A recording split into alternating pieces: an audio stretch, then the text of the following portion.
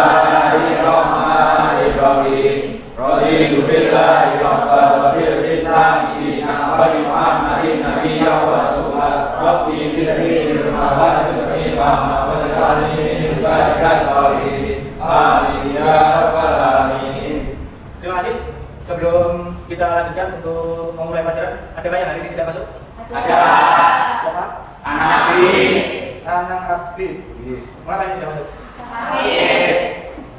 Oke, kita doakan semoga anak segera sembuh. Amin. Untuk yang lain tolong kesehatan dijaga. Masih ingat materi yang kita pelajari pada pertemuan sebelumnya?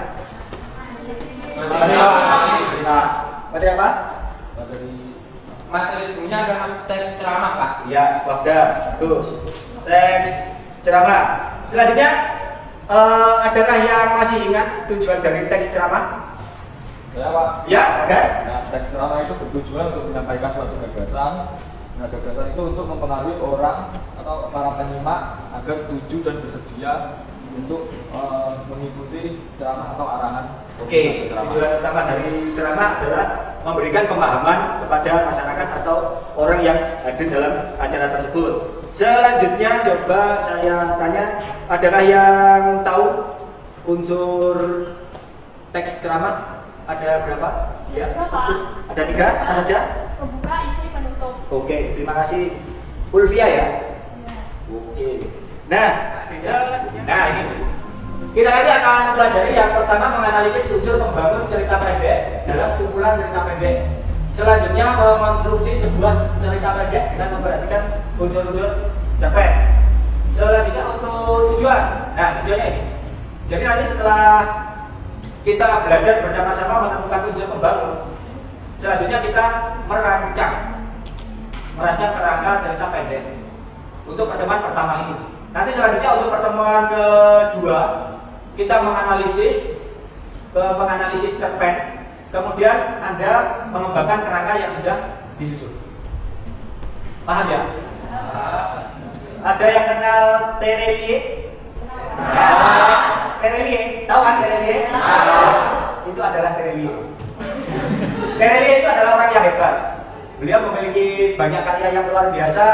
Dari karya itu bisa memberikan hiburan kepada masyarakat, bisa memberikan edukasi. Selain itu banyak juga penghargaan yang telah diperoleh. Nah, selain itu apa yang diharapkan oleh manusia yang hidup di dunia adalah income atau pendapatan. Jadi Terelie dari hasil karya yang banyak bisa menghasilkan pundi-pundi pendapatan. Semoga nanti semua ini bisa mengikuti jejak Terelie. Amin. Baik, materi cerpen sudah saya bagikan di grup WA tentang materi atau bahan ajar yang akan kita pelajari. Sudah dibaca? Oke. Ada yang ditanyakan dari bahan ajar? Ya, Iko. Apakah teks cerpen itu memiliki struktur seperti teks yang lain? Jika ada, apakah membuat teks cerpen itu harus sesuai dengan strukturnya? Oke, bagus. Ada lagi yang bertanya? Ya. Apakah teks cerpen memiliki kaidah bahasaan? Berapa jumlah kaidah bahasaan teks? Iya, Aiko, Pupur. Bagus. Nah, nanti Bapak akan membagikan LKPD. Dari LKPD dan bahan ajar nanti bisa menjawab pertanyaan dari anak-anak itu semua. LKPD sudah diterima ya? Sudah, Pak. Oke. Selanjutnya silakan diperiksa dulu dari LKPD. Apakah ada yang kurang paham atau ada yang ditanyakan? Ya, Malah? Saya belum memahami tentang gaya bahasa yaitu majas. Majas itu seperti apa ya, Pak? Ya, majas itu nanti juga masuk pada bagian unsur pembangun cerpen. Di bahan ajar juga ada. Jadi nanti ketika Anda mengerjakan LKPD bisa sambil belajar. Selain dari bahan ajar yang sudah Bapak kirim di grup WA, Anda bisa juga memanfaatkan media lain. Bisa dari buku paket, dari buku penunjang, bisa juga browsing. Paham ya? Oke, selanjutnya adakah yang tahu ciri khas dari cerpen? Tentunya cerpen memiliki perbedaan apabila dibandingkan dengan karya tulis lain. Cerpen adalah cerita pendek. Ada yang bisa menjawab ciri khas dari cerita pendek? Iya pasti pendek. Pasti pendek. Cerita pendek itu bentuknya tidak terlalu panjang seperti novel. Nah, untuk ciri khususnya nanti bisa Anda pelajari sambil mengerjakan LKPD. Selanjutnya silakan Anda membagi kelompok. Satu kelas ini dibagi menjadi 6. Jumlahnya berapa ya?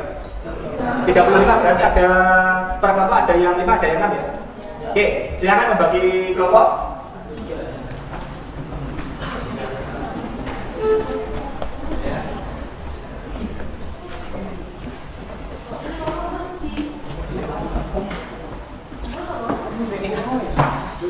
Untuk presentasi seperti biasanya, kelompok 1 menyampaikan pendapat, terus kelompok 3 menanggapi, kelompok 2 menyampaikan pendapat, kelompok 4 menanggapi, yang terakhir kelompok 3 menyampaikan, kelompok 6 menanggapi. Gitu ya. Oke, silakan dikerjakan.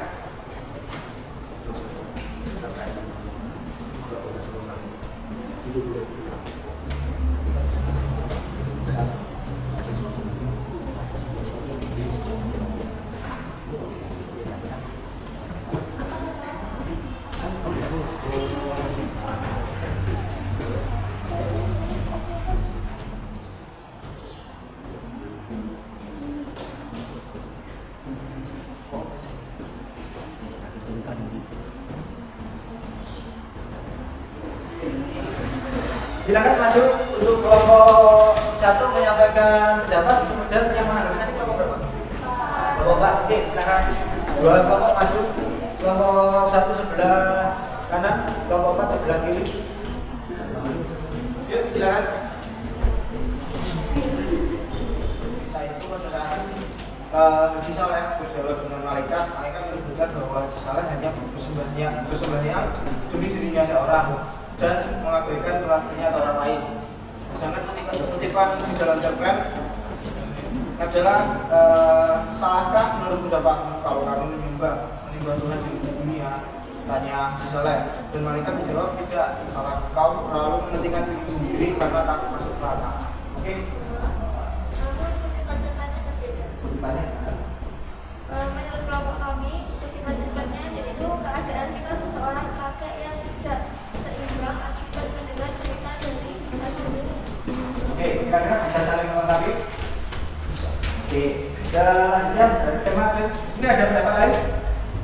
Sama ya? Oke, selanjutnya yang kedua setelah tema pada paragraf 20 sampai 21 kutipan cerpennya, kalau ada kenapa biarkan dirimu melarang sampai saat engkau tak membuat-buatkan sedikit. ya, silakan ditanggapi untuk bagian resolusi. Solusi dari mana? Baik, yang menyampaikan pendapat dulu kelompok 3 dan kelompok 6. Oke, kelompok 3 silakan. Mulai kerja berarti ya? Ya. Baik, struktur cerpen yang terakhir adalah koda. Koda adalah amanat atau penutup. Contoh koda dalam cerpen Robohnya Surau Kami adalah, tapi aku berjumpa sama istrinya saja. Lalu aku tanya dia sudah pergi. Jawab istri Ajo Sidi, tidakkah ia tahu berarti? Kita coba untuk mengevaluasi hasil kerja tadi. Dari hasil diskusi, apakah ada yang masih bingung tentang struktur teks cerpen maupun unsur pembangun teks cerpen? Oke, pengertian cerpen sudah berarti ya? Sudah paham ya? Nah, tadi kan Anda sudah membaca cerpen. Kira-kira ciri-cirinya apa? Oh, jelas, lebih singkat dari novel. Terus? Ya, untuk cerpen itu untuk kata yang terdapat di cerpen maksimal 10.000 kata, karena di sini cerpen itu dikondisikan ketika orang duduk itu membaca cerpen selesai. Jadi cerpen itu bisa disebut cerita yang bisa diselesaikan dalam sekali duduk. Baik, untuk ciri selanjutnya sudah ada di materi aja ya. Dari sini ada yang ditanyakan enggak? Paham semua ya? Oke, unsur-unsur prinsip yang sudah kita pelajari tadi seperti ini berarti ya? Oke, ada tema, terus tokoh, perempuan, dan seterusnya. Oke, ini penjelasan. Ini prinsip tadi. Nah, ini untuk unsur. atau struktur.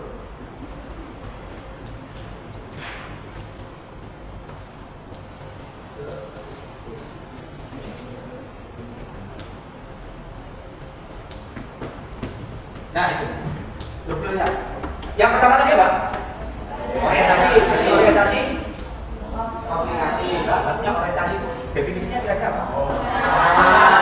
Bagian awal pengenalan. Nah di sini pengenalan latar ini sebagai contoh. Bisa juga langsung pengenalan tokoh, bisa pengenalan peristiwa dan seterusnya. Selanjutnya yang kedua, komunikasi. Komunikasi itu apa? Oke, masalah atau kesulitan. Selanjutnya yang ketiga, resolusi. Resolusi yaitu ada solusi dari masalah. Oke. Nah, selanjutnya setelah resolusi yang terakhir, udah adalah masalah. Nah, lukanya di bagian akhir. Yang disebut pembuat. Oke, hari ini kita sudah mempelajari tentang unsur pembangun cerpen dan belajar menyusun kerangka. Tadi kan sudah ada gambar yang acak, kemudian Anda juga bisa mengurutkan. Itu adalah cara untuk menyusun kerangka. Nah, selanjutnya untuk mengetahui tingkat pemahaman kalian tentang pembelajaran ini, silakan dikerjakan evaluasi yang sudah saya share di grup WA. Itu ada 10 soal, bisa dikerjakan dalam waktu 10 menit ya.